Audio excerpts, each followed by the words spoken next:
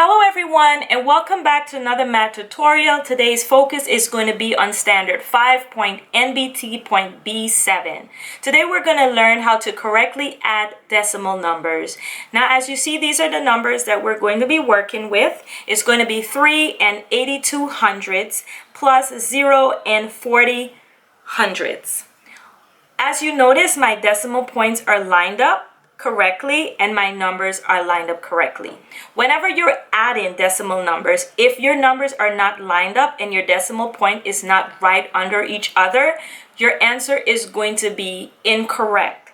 Before I start adding, what I need to do is also place my decimal point right here, which I'm going to do. Now I'm going to start adding. 2 plus 0 is going to give me 2. 8 plus 4 is going to give me 12. I place my 12 outside, I cross out my 2, I'm going to place it right under the 4, and I'm going to carry my 1 into the ones place, right above my 3.